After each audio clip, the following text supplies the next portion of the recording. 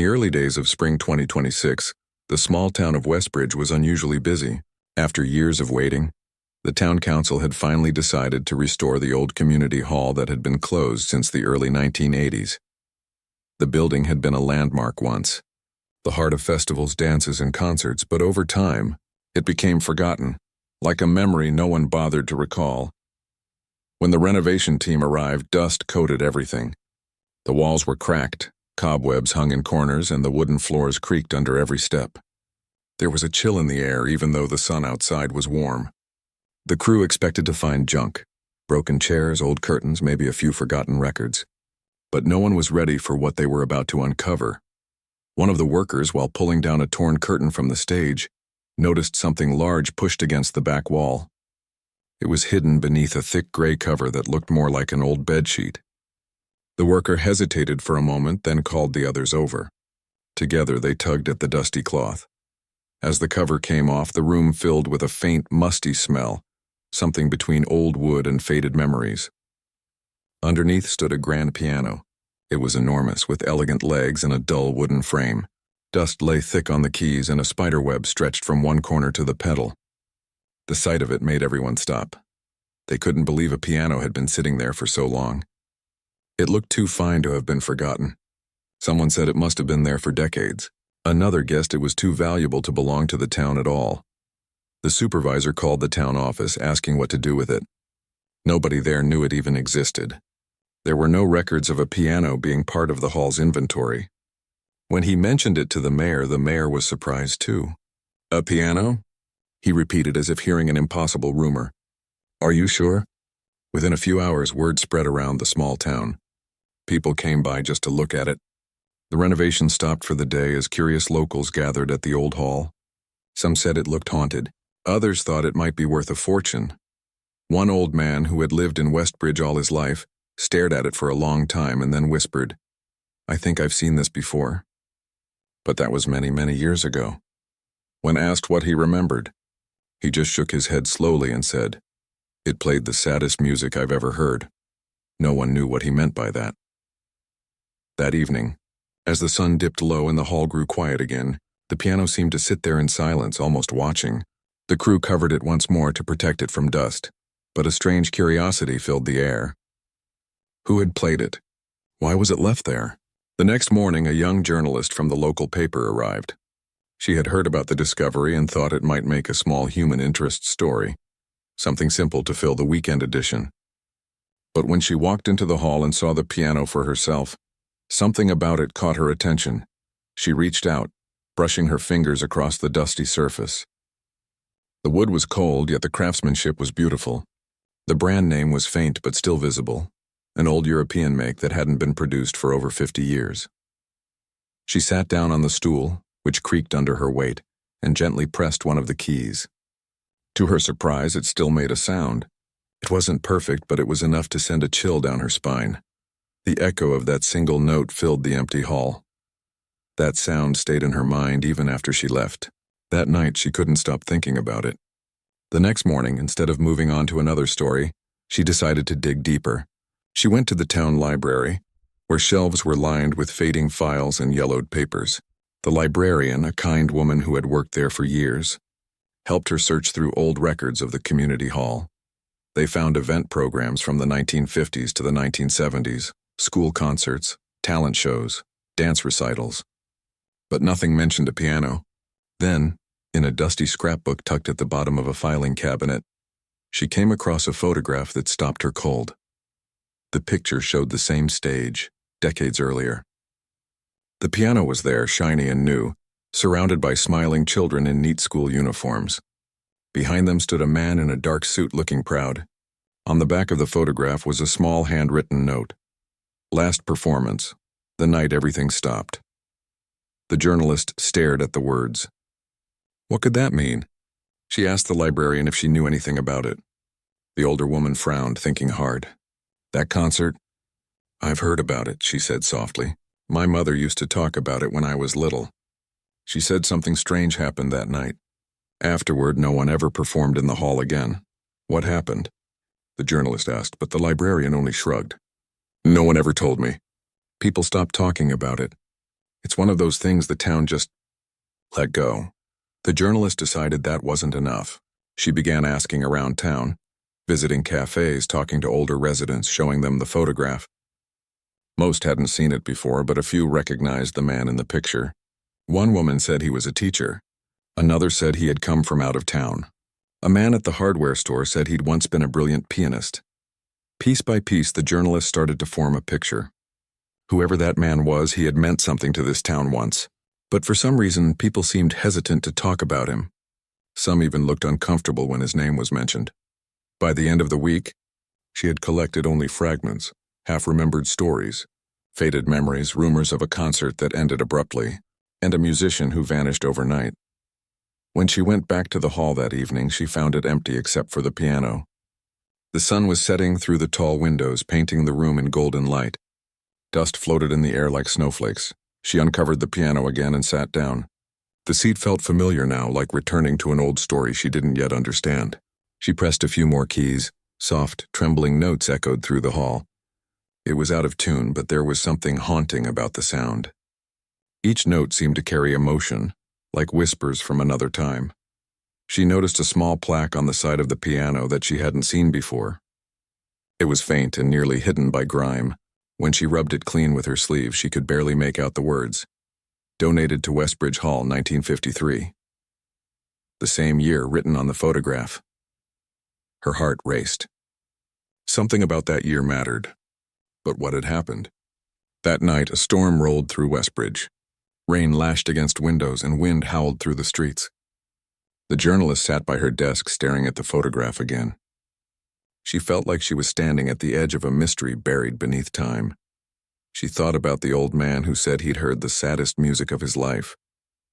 She thought about the librarian's story of that final concert. What could make an entire town stop talking about something for more than 70 years? As lightning flashed outside, she made a decision.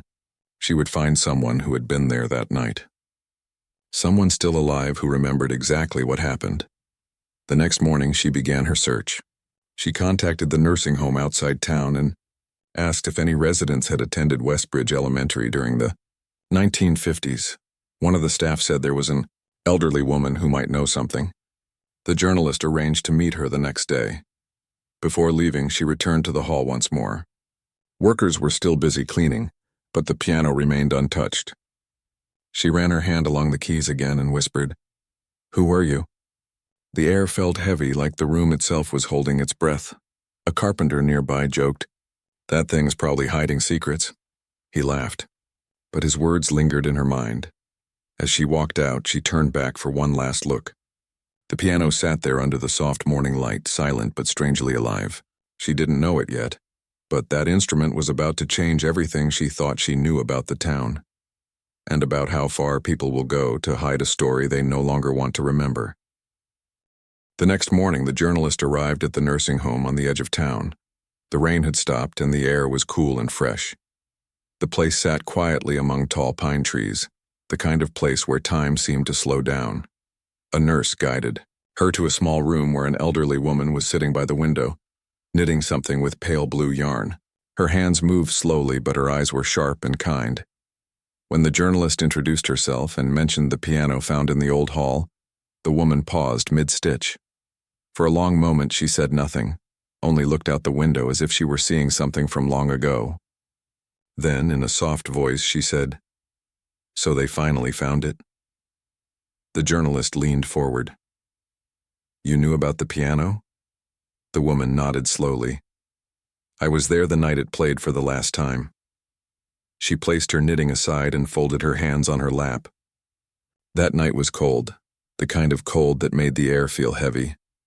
Everyone in town had come to the concert. Families, children, even people who didn't care much for music. We were all there because we loved the pianist. He wasn't just a teacher, he was the heart of the town back then. The journalist listened carefully, her recorder quietly running. The woman continued, her voice steady but filled with memory. "He had this gift. He could play like no one else. You could feel the emotion in every note. He taught at the old school, ran the choir, and always said music could heal anything. That concert was supposed to be a celebration, a fundraiser to build a music program for children. She paused, her eyes distant. But something happened that night, something none of us ever forgot. The journalist asked gently, "What happened?" The woman took a deep breath, her fingers trembling slightly. Halfway through his final piece, the lights flickered and went out. The hall went completely dark. At first, people thought it was just a power issue, but then someone screamed. When the lights came back on, he was gone, just like that. The piano was still there, the keys still moving slightly like it had been played seconds earlier. But he wasn't on the stage. No one ever saw him again. The journalist stared at her, stunned. He just disappeared? The woman nodded. Some said he ran away.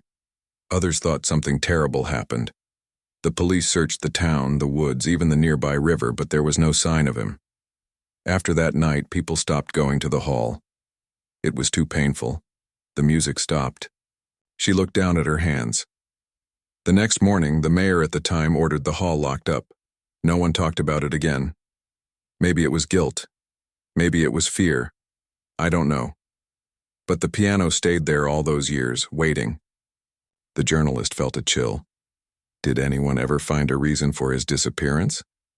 The old woman shook her head. There were rumors. Some said he was accused of stealing money from the concert fund. Others believed he was hiding something, a secret that could have ruined his name. But I don't believe he was guilty. I remember how kind he was, how much he loved his students. He used to say music never lies. I don't think a man like that could have done anything wrong. The journalist thanked her for sharing the story and promised to visit again. As she left, the woman called out softly, "If you go back to the hall, look under the piano bench. I remember he used to keep something hidden there, something special." That sentence echoed in her mind the whole drive back. When she reached the hall later that afternoon, the workers had finished cleaning most of the debris. The piano was still on stage, standing silently beneath the dusty light. The journalist climbed the steps and gently lifted the piano bench lid. Inside were a few old sheets of paper covered in faded notes and lyrics.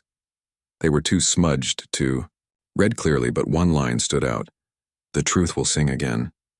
She tucked the papers carefully into her bag. That evening, she visited the town's historical archive, a small office near the library filled with boxes of old documents. The town clerk, a middle-aged man with silver hair, helped her look through financial records from the 1950s. After nearly 2 hours, they found something strange. A newspaper article from 1953 titled, "Local Fundraiser Raises $2,000 for Music Program." The article listed the event's organizer, the pianist, and said the money would be used to buy instruments for the school. But just below it, another small article from a week later caught her attention. "Funds missing, investigation underway." It said the entire amount had vanished from the town's safe the morning after the concert. The journalist frowned. Could this be why he disappeared? The next day, she returned to the nursing home to show the elderly woman the articles. The woman read them carefully and shook her head. "No," she said firmly. "He wasn't a thief. He loved those children. If the money went missing, there must have been another reason." That answer made the journalist more determined. She decided to interview more people. Over the next few days, she visited nearly a dozen older residents. Each had their own version of what happened. Some remembered seeing a stranger near the hall that night. Others claimed they'd heard arguing before the concert. A few even said they saw someone carrying a bag out the back door after the lights went out. It was all confusing, but one thing was clear. Everyone remembered the music. They spoke of it like a dream that still lingered in their minds. One woman described it as beautiful and sad at the same time, like he was saying goodbye through the piano. The journalist began piecing together a timeline. The pianist had come to Westbridge in 1951, taught at the school, and organized several events that brought joy to the town. He had plans to open a small music academy for children who couldn't afford lessons. The concert in 1953 was supposed to fund it. Then suddenly the money vanished, he disappeared, and the town turned silent. That night she sat alone in the hall again. The workers had gone home, leaving the place quiet. She placed a lamp near the piano and pulled out the faded sheet music she'd found under the bench. Some notes were still readable. She knew she wasn't a pianist, but curiosity got the better of her. She pressed a few keys, following the pattern on the page. The melody that came out was slow, soft, and deeply emotional. It felt like sorrow turned into sound. As she played, she noticed something odd. The right side of the keyboard had a small gap between two panels, as if something had been pried open once and then closed again. She leaned closer and touched it. The wood shifted slightly. She pulled, and a tiny compartment opened beneath the keys. Inside was a small sealed envelope, yellow with age. Her heart began to pound. On the front, written in shaky handwriting, were the words, "To whoever finds this, please tell them I'm sorry." Her hands trembled as she held it. For a moment she didn't move, afraid the paper might fall apart. She slipped it carefully into her notebook, deciding to open it later in a safer place. When she left the hall, the wind outside had picked up again. The town was quiet, most of the lights off, the streets empty. But as she passed the library, she thought she saw someone standing in the doorway, a shadow still and silent watching her. She blinked, and it was gone. That night at her desk, she finally opened the envelope. Inside were two thin pages, folded neatly. The writing was faded, but still readable. The first lines made her chest tighten. "I never meant for this to happen. I tried to fix it, but it was too late. They will never believe me. The truth is hidden, and maybe it's better that way. But if anyone ever finds this, please tell them. I did not steal from them. I loved this town. I loved the music. I just couldn't carry the blame anymore." The journalist read it twice, her eyes stinging. The second page contained what looked like a few musical notes, perhaps a short melody. It was signed with only initials, no full name. She leaned back in her chair, her thoughts racing. The pianist hadn't run away out of guilt. He had run because no one would believe him. Someone else must have taken the money, and he became the easy scapegoat. But who? And why had no one tried to clear his name? Outside, the wind rattled the window, and for a moment she thought she heard faint piano notes echoing in the distance, the same sorrowful tune she had played earlier. She knew it was impossible, but the feeling stayed with her long after the sound faded. The next morning, she packed the letter, the photograph, and the music sheets into a folder. There was no going back now.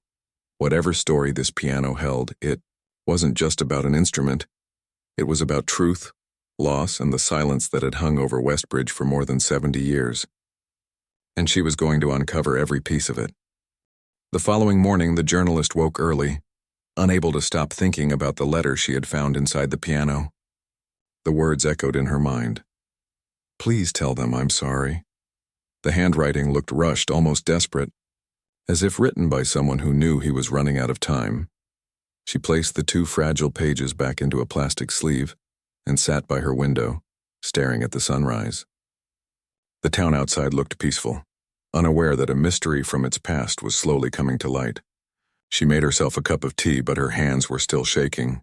Something deep inside told her this wasn't just a story. It was a confession that had been waiting to be heard for 70 years.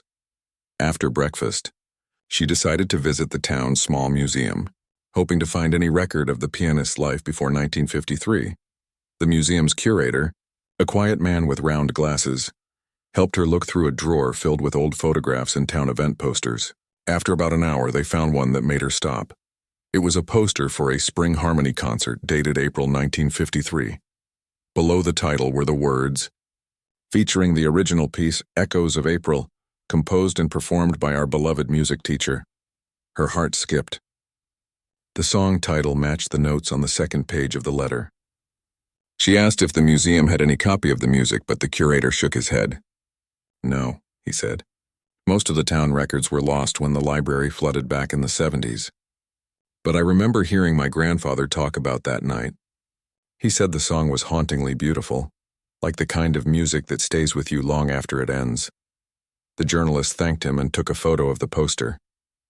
The words "Echoes of April" stayed in her mind all day. Later, she returned to the hall carrying the faded music sheets she'd found earlier. The workers had paused construction for the weekend, so the place was quiet again. Dust hung in the light like mist. She sat at the piano and compared the notes from the letter to the damaged sheets. Some parts matched perfectly. This was clearly the same song. She took a deep breath and pressed a few keys. The melody began softly, uncertain at first, but as she continued, the sound filled the room. The song was slow, tender, and full of emotion. It felt like a goodbye written in music. Each note seemed to speak like the piano itself was remembering something painful yet beautiful. When she finished, the hall was completely silent. Then she heard a small clap from the back of the room. Startled, she turned around. A man stood there, middle-aged, holding a small toolbox. "Didn't mean to scare you," he said kindly. "I'm part of the restoration team. I came by to fix the wiring." She smiled awkwardly and said, "It's okay. I was just trying to understand this piano story." He stepped closer, looking at the instrument. "Funny thing," he said, running his hand along the side. "My dad used to talk about this piano. Said when he was a boy he'd sneak into the hall just to listen to the music teacher play. He said the man could make the piano sound like it was alive." The journalist's eyes widened. "Your father knew him?" The man nodded slowly. "Yeah. My dad said he was kind, always helping kids learn music. But after that night, nobody spoke his name again. My dad told me he saw something strange that evening, but he never told anyone what it was. Said people wouldn't believe him." The journalist asked if his father was still alive, and the man nodded. "He's in a care home just outside town. Doesn't talk much these days, but maybe you could ask him. He always said that music teacher didn't deserve what happened." She thanked him for the lead, and the next day, she drove out to meet the man's father. The care home was quiet. The smell of flowers mixed with the faint sound of an old radio. The nurse pointed her toward a small garden where an elderly man sat feeding the birds. When she mentioned the pianist's name and the concert of 1953, his expression changed. He looked down, his eyes filling with something between sadness and guilt. "I remember that night," he whispered. "I was 12. My father worked backstage helping with the lights. I was supposed to be asleep, but I hid behind the curtains." He paused, taking a deep breath before continuing. "When the power went out, everyone screamed. But I saw something before the lights came back. I saw two men arguing near the side of the stage, and one of them wasn't from town. He grabbed a bag and ran out the back door. When the lights came on, the piano teacher was gone and everyone thought he'd taken the money. But I knew it wasn't him." The journalist leaned forward. "Did you tell anyone?" The old man shook his head slowly. "Who would listen to a boy? Everyone loved the man who ran the fundraiser. He was on the council, respected by all. No one believed he could do wrong. So they blamed the pianist, and when they couldn't find him, people assumed he was guilty." His voice broke a little. "I wanted to speak up, but my father told me to keep quiet. He said sometimes the truth causes more harm than good, but I've lived long enough to know silence can hurt even more." The journalist thanked him with tears in her eyes. She realized the pianist had been innocent all along. He had been trying to protect someone or perhaps prove his innocence when he vanished. That night, she went back to her apartment and reread the letter again. The words now carried new meaning. I did not steal from them. I loved this town. It was the cry of a man who had been blamed for something he didn't do. She looked again at the notes from Echoes of April. The melody on the second page of the letter seemed incomplete. It ended suddenly as if something was missing. She wondered if the rest of the song might still be hidden somewhere inside the piano. Early the next morning, she returned to the hall with a small flashlight. The sun had not yet risen and the old building was wrapped in silence. She opened the piano lid again, searching carefully inside. Beneath the strings, she saw a small metal plate that looked loose. With gentle pressure, it lifted slightly, revealing another tiny compartment underneath. Inside was a folded piece of music paper and a small silver locket. Her hands trembled as she opened it. Inside the locket was a photograph. The pianist and a woman standing together by the same piano, both smiling. On the back, someone had written, "For the day our music is heard again." The folded paper held the missing part of the song, the ending of Echoes of April. The notes were softer, lighter, like hope rising from sorrow. She could almost hear the man's voice through the music, as if he had left this behind as a final message. Later that afternoon, she met the town's music teacher and asked him to play the full composition. They set up a small recorder and placed the restored sheet music on the stand. The first notes drifted through the hall like a ghost waking from sleep. People passing outside stopped to listen. The melody swelled, building emotion, then softened into something gentle and forgiving. When it ended, the room was quiet except for the faint hum of the old piano strings. The teacher looked up, eyes wet. "Whoever wrote this," he said softly, "was telling the world he still believed in love, even after everything." The journalist nodded, her voice barely above a whisper. He just wanted to be heard. That night she sat at her desk again, surrounded by notes, letters, and photos. She felt closer to the truth but knew there was more to uncover. Who had stolen the money? And what had happened to the pianist after that night? The music had given her answers, but also more questions. Outside, the town lights flickered on. Somewhere in the distance, church bells rang the hour. And in that quiet moment, the journalist realized something. The piano hadn't just been forgotten, it had been waiting. Waiting for someone to listen, to bring the truth back to life. The next step was clear. She needed to find out who the other man in the photograph was, the one standing beside the pianist. If she could trace him, maybe she could finally uncover what really happened that night in 1953, and why the town had chosen to bury the truth for so long. The next few days in Westbridge were filled with quiet excitement. People had begun whispering again about the grand piano, the letter and the song that had been played after 70 long years. The journalist's small story in the local paper had caught everyone's attention. Old residents visited the hall just to see the piano that once filled their childhood with music. The journalist didn't expect such a response. She had thought it would be a simple article, but now people stopped her on the street asking if she had found out who the pianist really was. The truth was she hadn't, not yet. She had the photograph from the locket, the half-written confession, and the completed version of Echoes of April. But there were still gaps, questions that kept her awake at night. Who was the woman in the picture with him? And what had really happened the night he vanished? One afternoon, she went back to the museum to speak with the curator again. She showed him the photograph from the locket. He studied it for a long moment, squinting at the faces. "I think I've seen her before," he said finally. He rummaged through a drawer and pulled out an old yearbook from the local school dated 1952. He flipped through until he found a picture of a woman with the same kind eyes and smile. Underneath it read, "Miss L. Turner, choir assistant." The journalist wrote down the name quickly. "Do you know what happened to her?" she asked. The curator shook his head. "No one's mentioned her in decades. Some said she moved away right after the concert." The journalist went straight to the town records office. After a few hours of searching, she found a small file. It contained one document, a notice dated May 1953, stating that L. Turner had left town and transferred her teaching license to a nearby city. No forwarding address, no family contacts, just gone. It seemed strange that she had left right after the night of the disappearance. Back at the hall, the journalist couldn't stop thinking about it. She sat on the stage where the piano stood, staring at the instrument that had carried so many secrets. The air smelled faintly of wood polish and dust. The sun filtered through the tall windows, casting long shadows across the floor. She placed her hand on the piano lid. "You were the only witness," she whispered softly. "You saw it all, didn't you?" As her fingers brushed the keys, she noticed something she hadn't before, a slight hollow sound when she pressed the lower pedals. She knelt down, tapping the wooden floor around it. One spot near the front leg made a dull, different sound. She tapped again, hollow. Her heart started to race. She called one of the workers who had helped during the earlier restoration. Together they pried up the loose floorboard near the piano. Beneath it was a small hidden space just large enough for a box. Dust and fragments of old wood fell away as they reached in carefully. Inside the compartment was a small metal case, rusted but still intact. The worker handed it to her and smiled nervously. "Looks like you found something," he said, then stepped back. Letting her handle it, the journalist set the case on the stage, brushed the dust off, and slowly lifted the lid. Inside were several water-damaged journals, wrapped in what looked like an old handkerchief.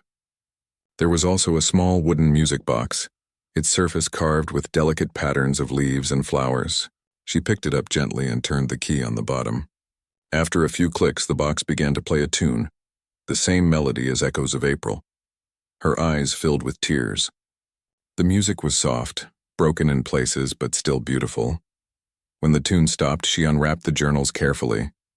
The pages were worn and yellowed, the ink faint in some places. She opened the first one and began reading. The entries started in 1951. They were written by the pianist himself. The early pages were full of joy and hope. He wrote about coming to Westbridge, teaching children music, and meeting the choir assistant who shared his love for composing. Together, they dreamed of creating a music program for the town, something that would last for generations. But as she read further, the tone changed. The entries became tense. He wrote about a disagreement with someone on the town council, a man responsible for handling the concert's donations. The pianist mentioned missing funds and being accused of mishandling the money. He wrote how he tried to explain but was ignored. One line made her stop. "They say I took it. I swear I didn't, but I found proof of who did." She flipped through the next pages, her hands trembling. The last entry was dated April 12, 1953, the night of the concert. It said, "Tonight I will play Echoes of April for the last time. If anything happens, the truth will be under the stage where it can't be silenced. I can't stay. But someday someone will find this and they'll know I wasn't the thief they thought I was." The journalist stared at the words for a long moment, barely breathing. The man had hidden not only his journals but the proof of his innocence. She looked back into the box and noticed a small folded document tucked beneath the journals. It was a letter signed by the council treasurer from that time, the same man the elderly witness had mentioned. The letter stated that the money had been moved to another account for safekeeping, but the signature looked forced, almost unnatural. It was clear evidence that someone else had taken the funds and forged the paperwork. Her heart pounded. She had the truth right there in her hands. By evening, she had scanned all the papers and stored them safely. She planned to meet the town's current mayor the next morning to show everything. But before leaving the hall, she sat once more at the piano.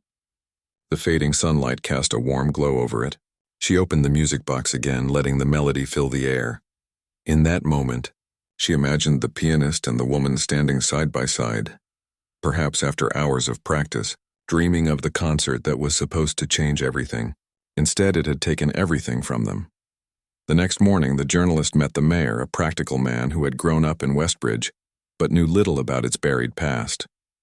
When she showed him the journals and the letter, he was silent for a long time. He flipped through the pages slowly, reading every line. Finally, he said quietly, "This changes everything. We've believed the wrong story for 70 years. He promised to present the findings to the town council and the historical committee, so the pianist's name could be cleared officially. He deserves his place back in our history," the mayor said firmly. The journalist left the office with a strange mix of relief and sadness. The truth was finally coming out, but it had taken a lifetime.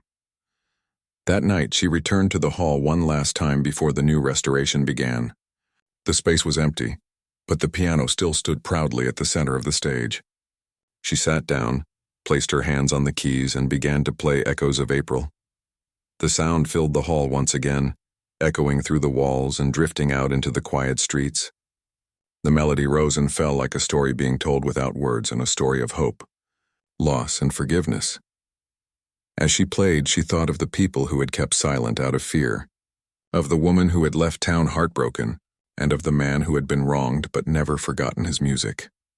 When the final note faded, the hall was still. She whispered softly, "You're heard now." Outside, the moonlight touched the old sign of Westbridge Hall, making it shimmer faintly. It was as if the town itself was waking from a long sleep, ready to remember again. In the days that followed, the council confirmed everything. The treasurer from 1953 had taken the money and framed the pianist to protect his own name. The evidence from the journals was undeniable. The town planned a small ceremony to honor the man who had once been their pride. For the first time in 70 years, his name was spoken again with respect, and the piano, once forgotten, became the symbol of truth finally uncovered. But for the journalist, one question remained. Where had the pianist gone after that night? His story was no longer buried, but his fate was still a mystery, and that question would soon lead her deeper than she ever imagined, to a discovery that would not only surprise the town, but change how they remembered their past forever. The following weeks brought a strange calm to Westbridge. The story of the forgotten piano had spread far beyond the little town now. Newspapers, local TV stations, even online blogs had picked it up. Everyone was fascinated by how a single instrument had uncovered a secret buried for 7 decades.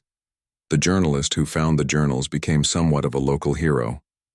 People stopped her in cafes and thanked her for bringing justice to someone who had been wronged so long ago.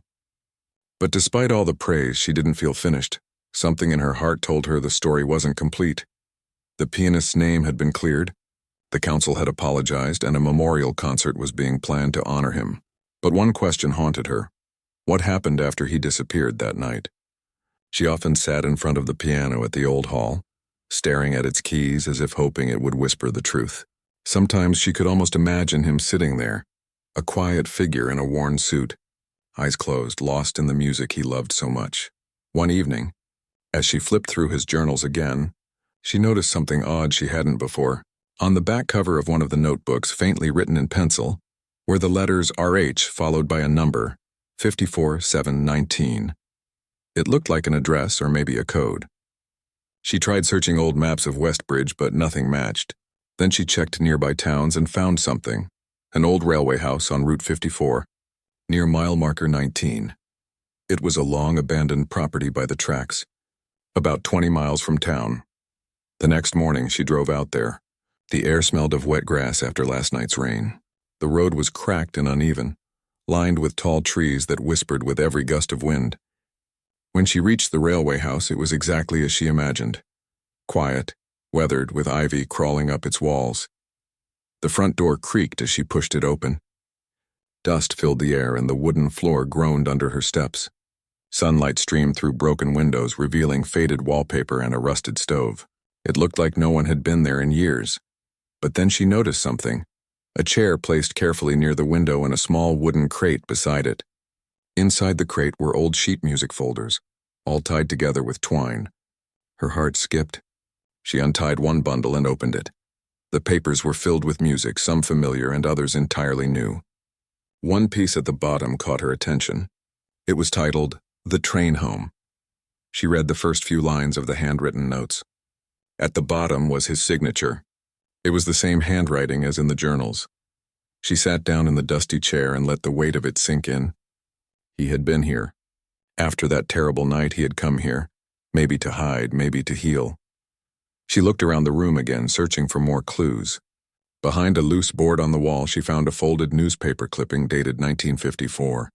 The headline read, "Local musician feared lost in river accident."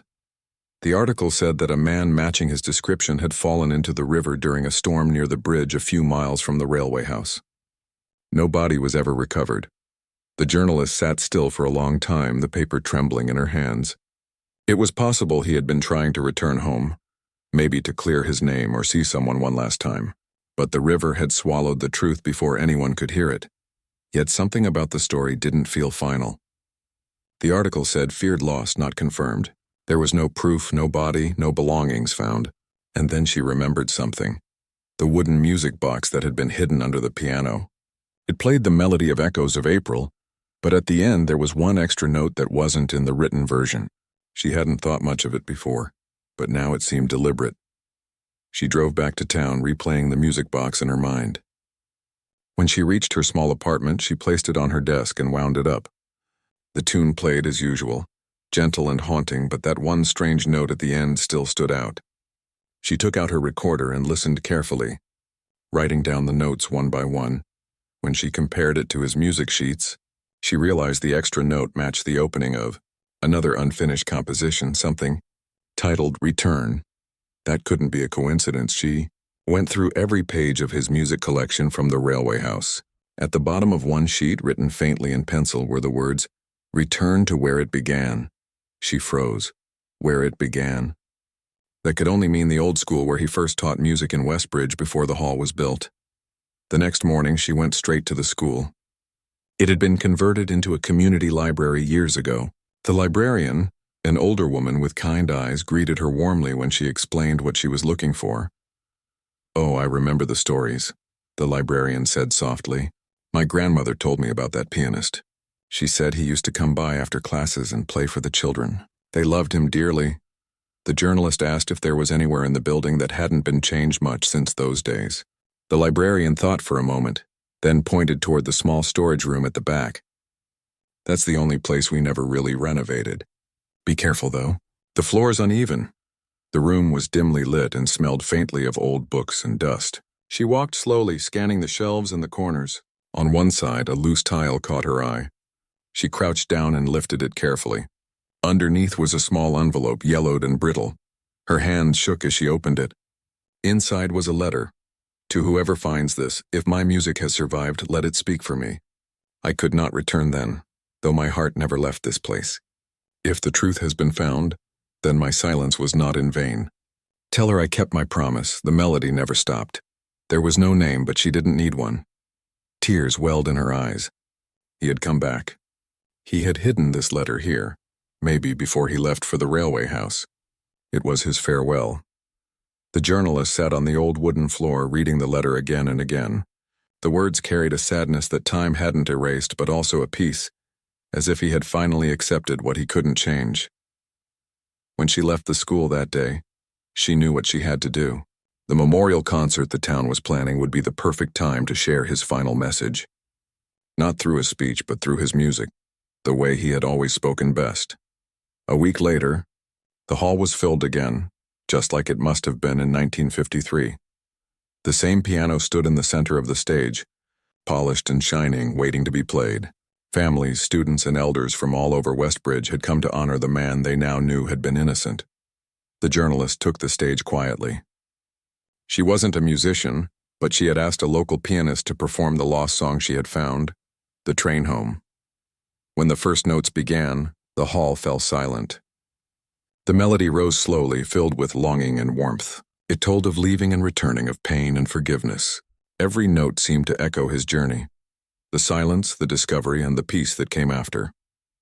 As the final note faded, the audience sat motionless, many wiping their eyes. The journalist stepped forward and read his final letter aloud. Her voice trembled slightly as she spoke the last line. The melody never stopped. For a long moment, no one moved. Then softly, someone began to clap. It spread through the hall until everyone was standing, applauding not just the music, but the man whose truth had finally been heard. After the concert, several people came forward with stories of their own.